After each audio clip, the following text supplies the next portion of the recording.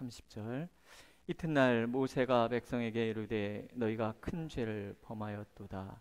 내가 이제 여호와께로 올라가노니 혹 너희를 위하여 속죄가 될까 하노라 하고, 모세가 여호와께로 다시 나아가 여짜오되 슬프도소이다. 이 백성이 자기들을 위하여 금신을 만들어 싸우니 큰 죄를 범하였나이다. 그러나 이제 그들의 죄를 사하시옵소서. 그렇지 아니하시오면 원하건대 주께서 기록하신 책에서 내 이름을 지워버려 주옵소서. 여호와께서 모세에게 이르시되 누구든지 내게 범죄하면 내가 내 책에서 그를 지워버리리라. 이제 가서 내가 네게 말한 곳으로 백성을 인도하라. 네 사자가 내 앞서 가리라. 그러나 내가 보응할 날에는 그들의 죄를 보응하리라. 여호와께서 백성을 치시니 이는 그들이 아론이 만든 바 그 송아지를 만들었음이더라.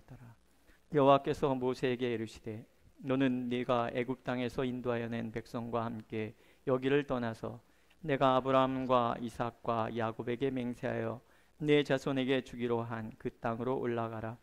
내가 사자를 너보다 앞서 보내어 가나안 사람과 아모리 사람과 헷 사람과 브리스 사람과 히비 사람과 여부스 사람을 쫓아내고 너희를 젖과 꿀이 흐르는 땅에 이르게 하려니와 나는 너희와 함께 올라가지 아니하리니 너희는 목이 곧은 백성인즉 내가 길에서 너희를 진멸할까 염려함이니라 하시니, 백성이 이 준엄한 말씀을 듣고 슬퍼하여 한 사람도 자기의 몸을 단장하지 아니하니, 여호와께서 모세에게 이르시기를 이스라엘 자손에게 이르라.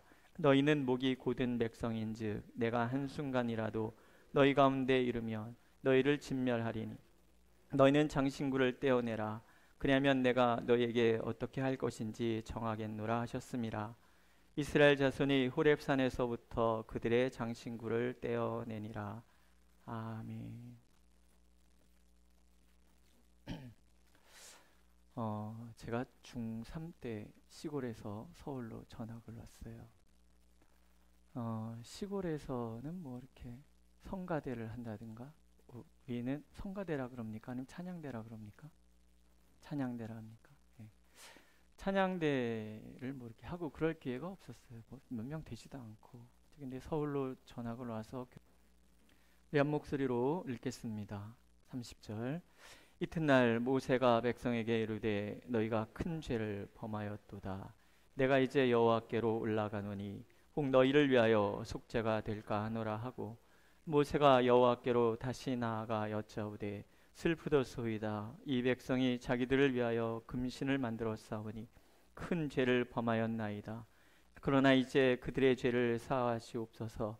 그렇지 아니하시오면 원하건대 주께서 기록하신 책에서 내 이름을 지워버려 주옵소서. 여호와께서 모세에게 이르시되 누구든지 내게 범죄하면 내가 내 책에서 그를 지워버리리라. 이제 가서 내가 네게 말한 곳으로 백성을 인도하라. 네 사자가 내 앞서 가리라. 그러나 내가 보응할 날에는 그들의 죄를 보응하리라. 여호와께서 백성을 치시니 이는 그들이 아론이 만든 바 그 송아지를 만들었음이더라. 여호와께서 모세에게 이르시되 너는 네가 애굽 땅에서 인도하여 낸 백성과 함께 여기를 떠나서 내가 아브라함과 이삭과 야곱에게 맹세하여 네 자손에게 주기로 한 그 땅으로 올라가라. 내가 사자를 너보다 앞서 보내어 가나안 사람과 아모리 사람과 헷 사람과 브리스 사람과 히비 사람과 여부스 사람을 쫓아내고 너희를 젖과 꿀이 흐르는 땅에 이르게 하려니와 나는 너희와 함께 올라가지 아니하리니 너희는 목이 곧은 백성인즉 내가 길에서 너희를 진멸할까 염려함이니라 하시니, 백성이 이 준엄한 말씀을 듣고 슬퍼하여 한 사람도 자기의 몸을 단장하지 아니하니, 여호와께서 모세에게 이르시기를 이스라엘 자손에게 이르라. 너희는 목이 곧은 백성인즉 내가 한순간이라도 너희 가운데 이르면 너희를 진멸하리니 너희는 장신구를 떼어내라. 그리하면 내가 너희에게 어떻게 할 것인지 정하겠노라 하셨음이라. 이스라엘 자손이 호렙산에서부터 그들의 장신구를 떼어내니라. 아멘. 제가 중3 때 시골에서 서울로 전학을 왔어요. 시골에서는 뭐 이렇게 성가대를 한다든가, 위에는 성가대라 그럽니까? 아니면 찬양대라 그럽니까? 찬양대라 합니까? 예. 찬양대를 뭐 이렇게 하고 그럴 기회가 없었어요. 뭐 몇 명 되지도 않고. 근데 서울로 전학을 와서 교회를 나가니까 이제 교회가 크니까 학생 성가대도 있고, 아니 찬양대도 있고 그렇더라고요. 그래서 이제 그때부터 이제 찬양대를 하기 시작을 했어요. 대학 들어가서는 이제 제가 이제 다닌 고등학교가 합창을 굉장히 잘하는 고등학교였어요. 근데 제가 뭐 시골에서 자랐으니까 노래하고 뭐 이런 거 그냥 뭐 이렇게 어른들이 많이 부르는 뽕짝 정도 이렇게 흉내 내고 이러던 실력이니까 이게 뭐 노래를 잘하는 건 아닌데 이렇게 이제 오디션 보러 가서 이제 고등학교 때 떨어진 거예요. 그러니까 이게 되게 막 하고 싶은 거죠. 이제 대학 들어가면 나 꼭 합창단 하리라. 근데 또 이제 들어간 대학교가 이제 미션 스쿨이라서 채플 합창단이 있었어요. 되게 빵빵한 합창단이었어요. 예산도 엄청 많고. 오디션을 보러 갔는데 떨어졌어요. 그래갖고 이제 우리 교회 누나 중에서 이제 같은 학교를 들어가고 합창단에서 이제 반주를 하는 누나가 있어서 그 누나한테 가서 누나 나 떨어졌는데 어떻게 안 될까요? 이제 누나가 이제 이렇게 뒤로 그래서 이제 뒤로 들어간 거예요. 백으로 이제 들어가서 이제 합창을 되게 열심히 했습니다. 정말 열심히 했습니다. 그렇게 이제 성가대를 이렇게 오래 찬양대를 오래 하니까 한 이제 10년 이렇게 새벽 그 이제 일부 예배 성가대 찬양대를 한 10년 했거든요. 근데 이제 전도사가 신학교에 합격을 해서 이제 교육전도사로 나오기 전 마지막 주일 날이죠. 이제 그날도 이제 마지막 찬양대를 서는 거죠. 그때 불렀던 찬양이 이거예요. 누군가 기도하네. 이 찬양이었어요. 제가 솔로를 했잖아요. 지금 솔로 했다는 얘기가 엄청 웃기는데 그때는 뭐 하여튼 제가 그 찬양대에서 노래 제일 잘했어요.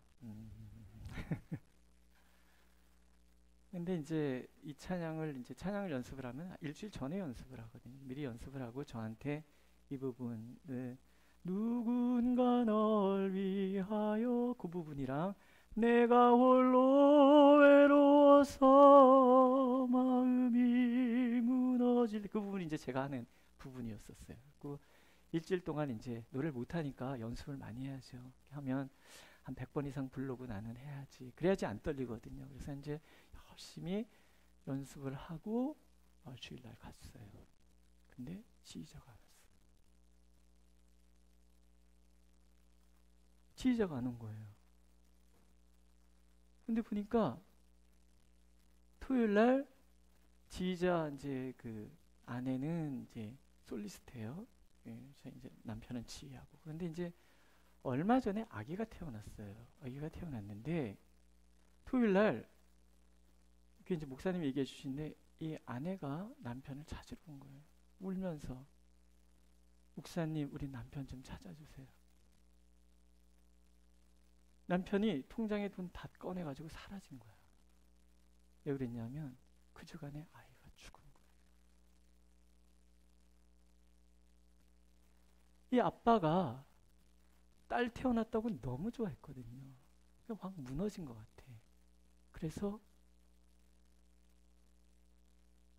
토요일날 연습하는데 이제 안 온 거예요. 안 와서 이제 우리가 이제 막 걱정을 막 했죠. 그랬는데 주일날 왔어요. 새벽에 이제 제가 7시 반 예배 찬양대였거든요. 그 6시 반에 보이는데 6시 반에 온 거야. 꾀지지하게 이렇게 온 거예요. 이제 그날 이 찬양을 부르잖아요.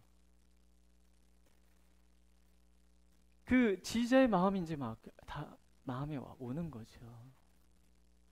마음이 지쳐서 기도할 수 없고 지휘자도 울고 저도 울고 찬양대원들도 다 울고 목사님도 울고 그 예배에 참석한 성도들도 다 울고 그 예배가 울음바다가 됐어요. 내가 홀로 외로워서 마음이 무너질 때 누군가 널 위해 기도하네.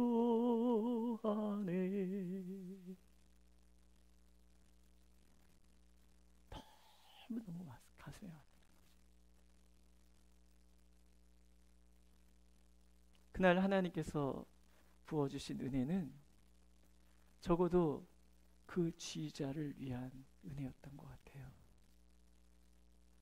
울고 또 울고. 이렇게 찬양대 이렇게 하면서 보통 그런 얘기 듣거든요. 절대 노래 부르면서 울면 안 된다.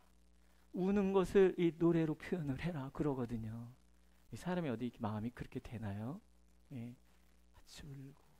근데 그게 벌써 이제 25년이 지났는데요. 재작년에 어떤 이제 집사님을 만났는데 그 집사님이 그 얘기를 꺼내는 거예요. 목사님, 그때 제가 그때 얼마나 울었는지 이러면서 얘기를 해요. 누군가 나를 위해서 기도하고 있다는 거. 누군가 나의 그 아픔을 함께 공유하고 있다는 거. 우리가 이것을 아는 것보다 우리의 마음을 담대하게 하고 우리를 위로하는 것은 없다라는 생각이 들어요. 하나님께서 우리에게 주신 선물 중에 선물이 뭐냐면 기도예요. 하나님 앞에 기도하는 거. 나를 위해서 기도하고 내 형제와 자매를 위해서 기도하고. 기도할 수 있다는 것은 하나님께서 우리에게 주시는 최고의 선물이고 또 선물이다라는 거죠. 하나님이 말씀하시잖아요. 내가 진실로 너에게 이르노니 너희가 무엇이든지 아버지께 구하는 것을 내 이름으로 주시랴. 지금까지는 너희가 내 이름으로 아무것도 구하지 아니하였으나 구하라 그리하면 받으리니 너희 기쁨이 충만하리라. 그 기도의 중에서 하나님이 특별히 좋아하시는 기도가 저는 이 중보적 기도라고 생각을 해요. 에스겔서에 보면 하나님이 이런 얘기를 하시거든요. 이 땅을 위하여 성을 쌓으며 성 무너진 데를 막아서서 나로 하여금 멸하지 못하게 할 사람을 내가 그 가운데서 찾다가 찾지 못하였으므로 내 분노를 그들 위에 쏟으며 내 진노의 불로 멸하여 그를 행위대로 그들 머리에 보응하였느니라. 이스라엘이 멸망한 이유, 그들이 범죄했기 때문인 것 분명해요. 그들이 하나님의 의, 그 심판의 기준에 도달하지 못했어요. 하나님이 진노를 하시는 거예요.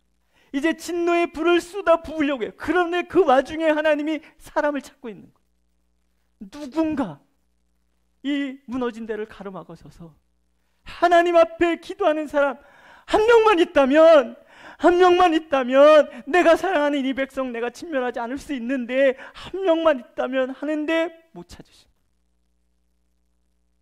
아무리 찾아도 그 사람이 없는 거예요. 이 얘기가 무슨 얘기예요? 하나님의 얘기는 이거는요 하나님의 통곡인 거예요. 하나님이 울면서 에스겔에게 얘기하시는 거예요. 내가 찾았어.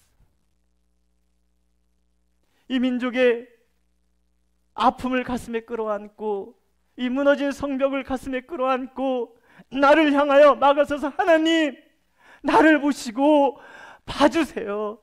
한 번만 봐주세요. 한 번만 살려주세요. 기도하는 한 사람, 그 사람이 어떻게 내 백성 중에 한 명도 없더냐.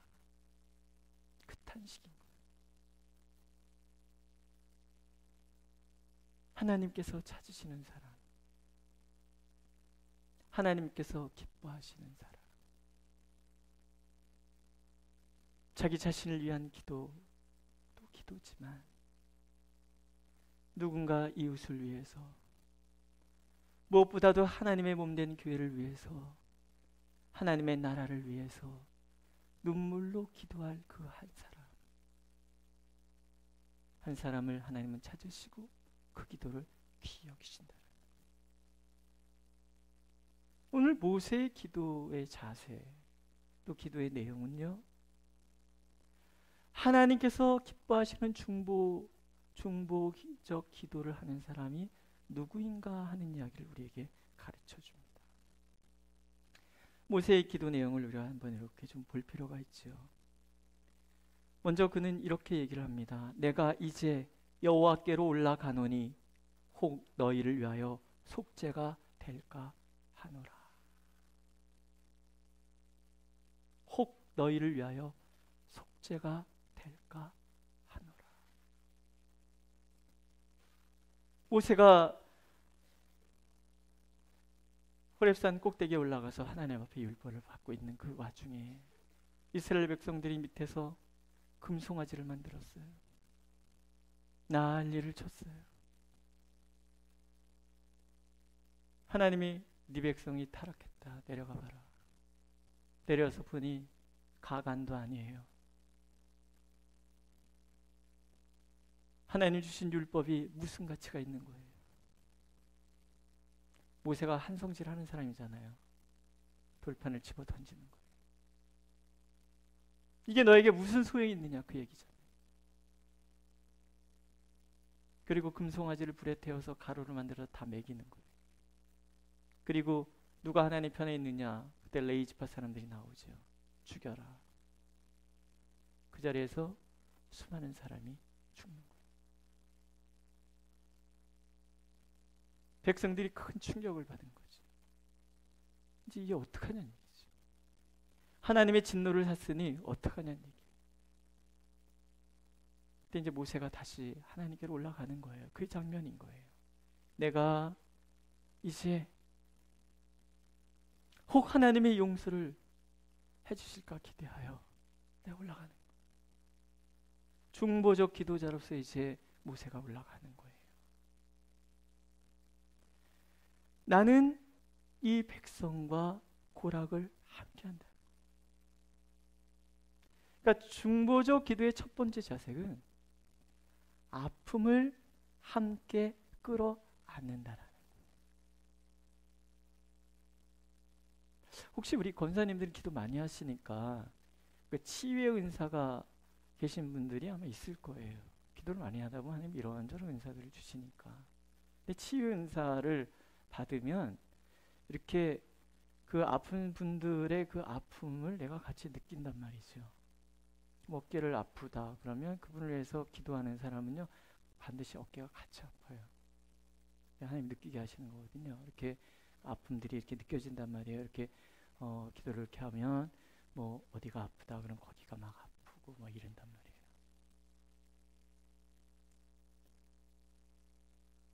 없으십니까? 그런 게 있잖아요. 그죠, 장로님, 그죠? 예, 있단 말이죠. 기도하시는 장로님, 집사님들, 권사님들 아마 다 그런 경험 한두 번은 하나님이 필히 겪게 해주시거든요. 기도의 능력을 알라고. 이게 아픔을 함께 끌어안는 거예요. 중보적 기도란 누군가의 아픔, 심지어 죄까지도 대신 끌어안고 하나님 앞에 서는 거예요. 왜 그러세요? 하나님이 그런 분이시기 때문에 그래요. 예수께서의 십자가의 죽음은 대속의 죽음이잖아요. 우리의 죄를 대신 끌어안는 죽음이에요. 우리의 죄를 끌어안고 우리의 아픔을 끌어안고 그렇게 하나님 앞에서 온 몸의 뼈가 부서지며 온 몸에 물과 피를 쏟으시면서 하신 기도, 그게 바로 십자가야. 중보적 기도라는 것은 아픔을 함께 공유하는 것뿐만이 아니라 그 아픔을 내 아픔으로 끌어안고 그 죄악을 내 죄악으로 끌어안. 그렇게 기도하는 사람들의 그 기도를 하나님은 반드시 들어주신다. 우리가 그러기를 원하시는 거예요.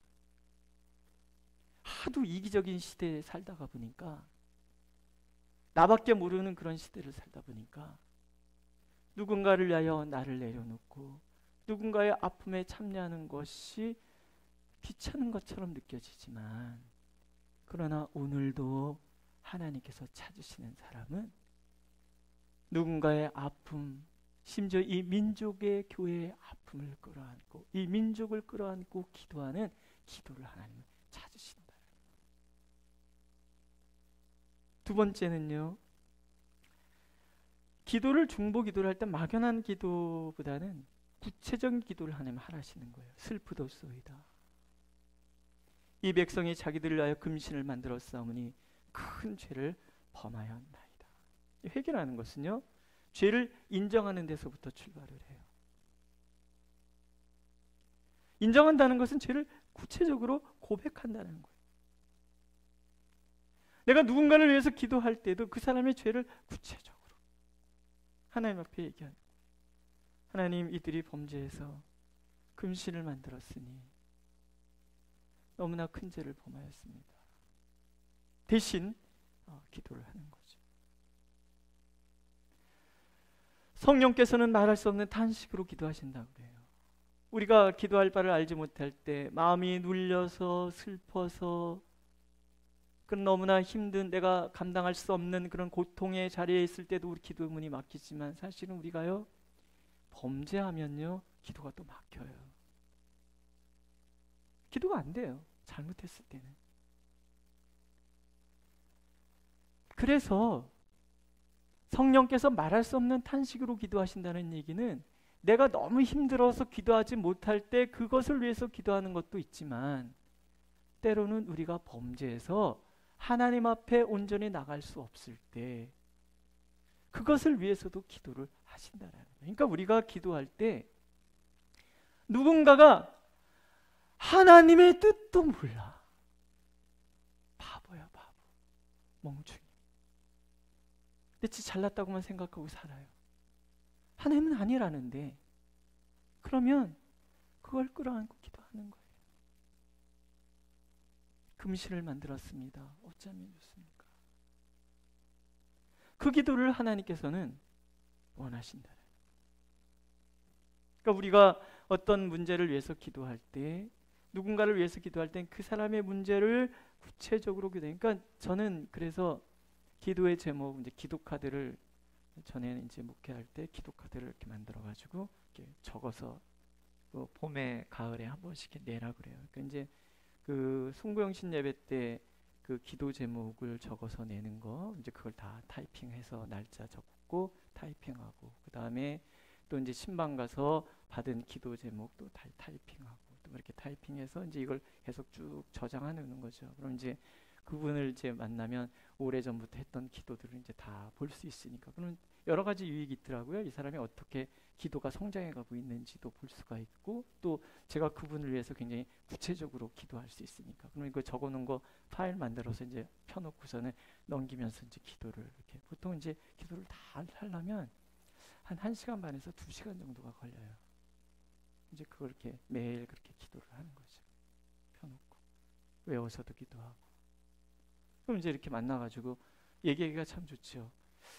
중심 집사님, 요즘 그 문제 어떻게 됐어요? 그러면 이제 관심 가져주니까 얘기 이제 막 하잖아요. 그럼 또 다 귀담아 들었다가 또 와서 이제 적어갖고 그 다음 기도하고, 뭐 이런 식으로 하는 거죠. 제가 기도를 적으려면 이렇게 딱 보면은 이렇게 되게 막연하게 적어내시는 분들이 있어요. 그럼 이제 따로 신방 가서 제가 물어봐요. 취조하듯이. 그래서 어떻게 기도하길 원하세요? 기도는요, 막연하게 하면 안 돼요. 이제 저를 신뢰하면 신뢰할수록 기도가 굉장히 구체적이 돼요. 근데 신뢰하지 않는 사람은 막연하게 기도 제목을 적어내요. 근데 중보적 기도를 하는 사람들에게는요, 가능하면 솔직하게 기도 제목을 얘기할 필요가 있어요. 물론 중보적 기도하는 사람의 윤리라는 것이 있어요. 누군가가 나에게 기도의 제목을 얘기하면 절대 누구한테 얘기하면 안 돼요. 우리 이런 실수 가끔 해요. 누가 이제 뭐 정선아 집사님이 저한테 와서 속 얘기를 했어. 들었잖아요. 목사님 기도해 주세요. 그럼 기도했어요. 근데 이제 제가 이제 종심 집사님하고 이렇게 어떻게 만났어. 이렇게 두 분이 이게 친해 보이니까, 아 그때 그랬지. 선아 집사님 그런 거 종심 집사님 기도하고 계시죠. 이렇게 얘기를 한단 말이야. 근데 이거는 둘이 얘기를 안 한 거야. 아무리 친해도 얘기하지 못하는 게 있는 거잖아, 그죠? 네, 그런 게 있는 거야. 그러면 더 이상 정선아 집사님은 저한테 기도 제목 얘기하지 않습니다. 근데 우리 교회에서 그런 실수 참 많이 해요. 누가 이렇게 같이 이렇게 둘러앉아서 소그룹에서 기도 제목 내놓은 거를 갖다가 언제 목사님한테라도 얘기하면 안 돼요. 그런 거는 본인이 얘기하기 전에는 절대 얘기하면 안 돼요. 그래서 얘기하거든요. 글쎄 아무개 권사님이 그런 일이 있었는데 얼마나 마음이 아픈지 제가 막 울었잖아요. 그런 얘기, 울었잖아요. 그 얘기를 하시려고 얘기하신 거는 분명한데, 그리고 목사님 같이 기도해 주세요 얘기하는 거 분명한데, 그 사람은 그 얘기 저한테 얘기하고 싶지 않을 수 있다는 거예요. 그래서 교회는 참 이것 때문에 그죠? 참 실수가 많아요. 목사도 이게 강단에서 하도 입 떠드는 사람이기 때문에 실수가 많아요. 그래서 참 조심하는데, 혹시 제가 말 실수해서 상처받으셨으면 용서해 주세요. 미안해요. 우리가 조심해야 돼요. 하지만 그렇기 때문에 모든 사람한테 내 기도 제목을 다 얘기할 필요는 없어요. 하지만 내가 정말 신뢰하는 사람, 그분한테는 가능하면 구체적으로 기도를 해야, 그래야 기도를 구체적으로 할 수 있는 거예요. 중보적 기도의 사명을 가지고 계신 분들은 그래서 그것을 하나님과 나만의 비밀로,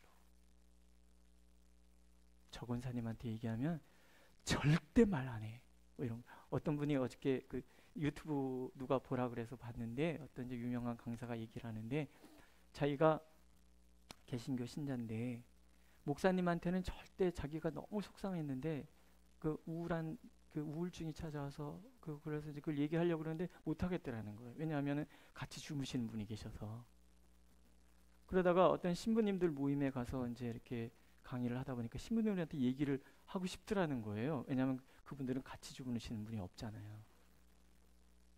그래서 이제 어떤 분을 딱 정해놓고 이제 그분한테 얘기하려고 했는데 그분이 먼저 자기 우울하다고 얘기를 하더라는 거예요. 그래서 그것도 말도 못하고 그러고 있다가 근데 그랬더니 이제 건너서 어떤 이제 할아버지 신부님이 전화가 왔더래. 나한테 올라오라고. 근데 제가 신부님한테 얘기할 수 있겠습니까? 신부님한테 하고는 싶지만 신부님이 다른 사람한테 얘기하면 어떻습니까? 그랬더니 괜찮다고 그러대요. 내가 오래 살다 보니까 80 넘으니까 내 주변에 친한 사람이 다 죽어서 나 말할 사람이 없다 그러세요. 그래서 가서 얘기를 하고 그러면서 회복이 돼서 이제 신앙생활 열심히 하고 있다, 뭐 이런 얘기를 이제 하는 걸 제가 들었어요. 그래서 제가 어떡하냐, 목사 결혼을 했고. 하지만 우리가 마음을 솔직하게 얘기할 때, 그때 사실은 기도의 문이 열리고 우리의 문제가 해결되는 거예요. 한 명은 있으세요? 깊은 속인 얘기 털어놔도 아무한테도 말라가지 않을 것 같이 믿는 기도의 동지. 이거 없으면 신앙생활 잘못하신 거예요. 한 명은 있어야 돼요. 2명 있으면 그 사람은 복된 사람이에요. 3명이 있으면요, 그분은요 천군 만마를 거느리고 사는 사람인 거예요. 중보기도가 그런 거예요. 구체적으로 기도하라. 그다음에 3번째는 뭐냐면요, 나 자신의 생명까지도 그 사람을 대신하여 줄 수 있다라는 각오로 하는 것이 중보적 기도라는 거예요. 오늘 이렇게 얘기해요. 그렇지 아니하시오면 원하건대 주께서 기록하신 책에서 내 이름을 지어버려 주옵소서. 모세가 산에 올라가서 기도를 하는데 어떤 각오로 하냐면, 나는 하나님의 생명책에서 이름이 지워져도 상관없어요. 내 이름이 지워져서 이들이 구원받을 수 있다면 그렇게 해주세요. 이게 중보기도라는 거예요. 내 목숨 내어놓을 테니 이 사람 생명 살려주십시오. 중보기도가 사실은요 이렇게 쉬운 기도는 아니에요. 하지만 이 마음으로 하나님은 기도하기를 원하시는 거예요. 그냥 지나가면서 슬쩍 기도하는 것이 아니라, 하나님, 이분의 문제를 위하여 이분이 창자가 끊어지도록 기도한다면 나 또한 그리하기를 원하는데 들어주십시오.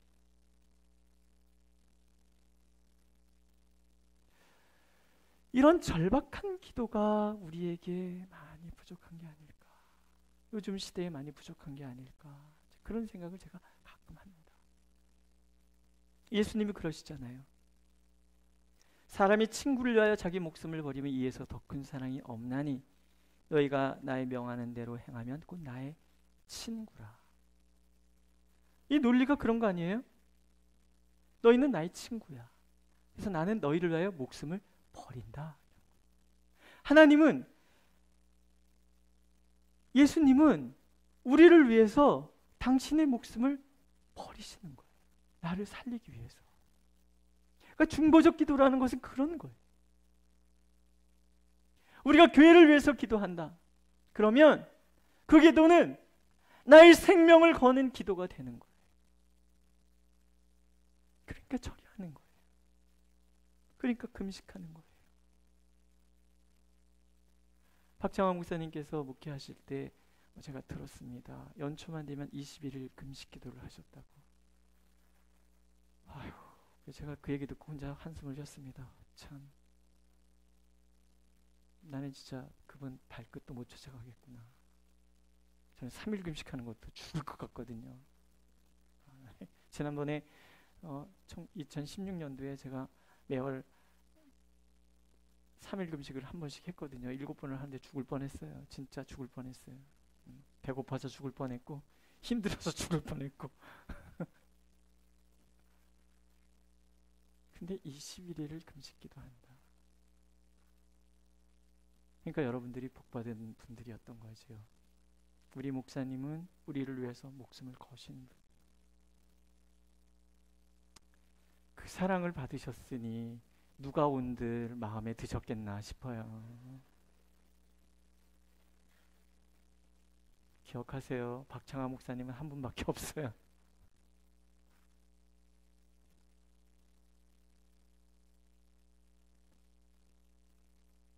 우리 교회를 위해서 기도해야 돼요.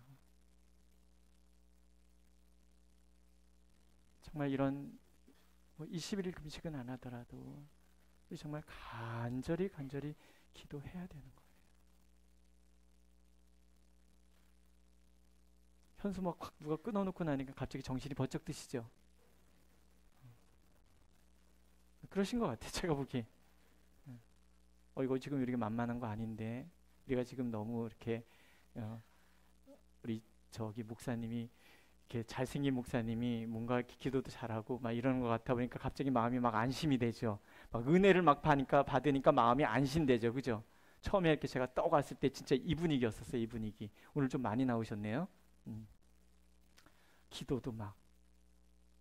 근데 뭔가 자꾸 안심이 되다 보면 이렇게 힘이 빠지는 거예요. 그러니까 하나님께서 샥 잘라버리시. 이거를 거꾸로 가면 안 돼요. 어떤 쉐이가 잘랐어 죽여버려야지 이러면 안 되는 거예요. 아, 하나님께서 자르셨구나. 이제 이거 없어도 끝났구나. 그러니까 오늘 새벽에 권사님 나 너무 은혜 받았어요. 응? 이제 순풍에 돛다는 겁니다. 그래서 그래 옆에 계신 또 권사님이 우리 다 그런 마음입니다. 그래서 저랬잖아요. 새벽에 아시죠? 훌륭하세요. 정말 그런 마음인 거죠. 근데 하나는 우리가 해야 되는 거예요. 기도하는 거예요. 권사님들이잖아요. 안수 집사님들이잖아요. 아니 폼으로 안수 받은 거 아니잖아요. 교회 위해서 목숨 걸어보라고. 하나님이 우리에게 귀하디 귀한 직분을 주신 거예요. 이때 아니면 언제 걸어보겠습니까? 한번 해보시는 거예요. 정말 열심히. 예? 제가 그 제안을 했는데 답이 없으세요. 새벽 기도가 어려우면 우리 밤 기도합시다. 우리 밤 40일 한다고 그러는데 가시겠습니까? 아닌 거예요. 때로 우리가 하나님 앞에 전심을 다해서 매달릴 때 하나님은 우리를 통해서 일하시기를 원하시는 거죠. 그 모든 것의 마지막은 영광인 거예요. 하나님이 너무 화가 나셔서 니네들 올라가라. 내가 아브라함과 이삭과 야곱에게 약속한 그 땅 너에게 주겠다. 주겠다. 올라가라. 내가 사자 보내서 앞장서 보내서 다 해주겠다. 난 안 간다. 난 안 간다. 하나님의 백성이 하나님 없으면 뭐가 하나님의 백성이에요? 교회에 하나님 안 계시면 그게 무슨 교회예요? 내가 하나님의 자녀라고 얘기했는데 하나님이 나와 함께 하시지 않으면 그게 무슨 하나님의 자녀예요? 저는 이 장면에서 모세가 통곡하며 울었을 거예요. 그렇게 생각이 들어요. 하나님 안 가시면 무슨 의미가 있어요? 이 백성이 다른 나라 백성과 다를 게 뭐가 있어요? 우리가 구별된 하나님의 백성이라면 하나님이 함께 하시기 때문인데 하나님 함께 안 하시면 저도 안 가요. 못 가요. 이렇게 울부짖는 거예요. 그러니까 하나님이 뭐라 그러세요? 내가 같이 가마. 내 짐을 덜어주마. 나는 이 장면에서 하나님이 또 우셨을 거라고 생각해요. 모세가 너무 기특한 거예요. 자기 목숨까지 걸은 것도 너무 기특한데 그래서 하나님이 용서해 줄 마음이 이제 생기신 건데 이 꼴을 보기 싫은 거야. 그 백성들. 그런데 모세가 또 기도하잖아요. 그랬더니 하나님이 화를 다 누그러뜨리시는 거예요. 그리고 얘기하시는 거예요. 내가 함께 가마. 오늘 우리가 어떤 상황이어도 상관없어요. 우리가 하나님 앞에 어떤 죄를 지었어도 상관없어요.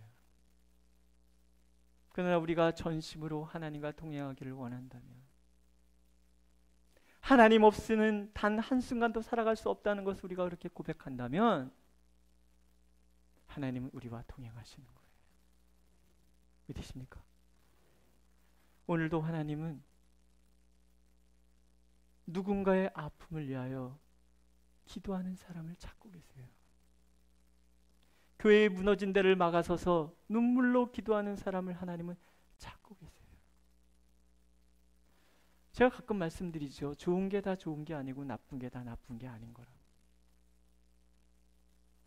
저는 이 상황이 누가 하나님 편에 서 있는가를 하나님께서 옥석을 가리시는 시간이 아닐까 이런 생각을 합니다. 누가 하나님의 몸된 교회를 위하여 목숨을 거는지, 누가 하나님의 몸된 교회를 위하여 눈물을 쏟는지 하나님이 찾으시는 시간이라고 생각이 들어요. 그게 오늘 다인 거예요. 내가 기도하는 걸 통해서, 나의 눈물을 통해서 하나님이 우리와 함께 하시고 우리를 통해서 하나님의 그 크신 사랑과 은혜를 드러내시기를 원하신다는 거예요. 오늘 그 사람을 찾고 있는 거예요. 그 사람이 우리가 되기를 하나님께서 원하고 계시는 거예요. 왜? 하나님이 그런 분이시니까. 믿으십니까? 우린 예수부터 닮아야 돼요. 예수님 걸어가신 그 길을 걸어갈 사람들인 거예요. 오늘도 우리의 기도가 그런 기도가 되고 우리의 삶이 그런 삶이 되기를 하나님은 간절히 원하고 계십니다.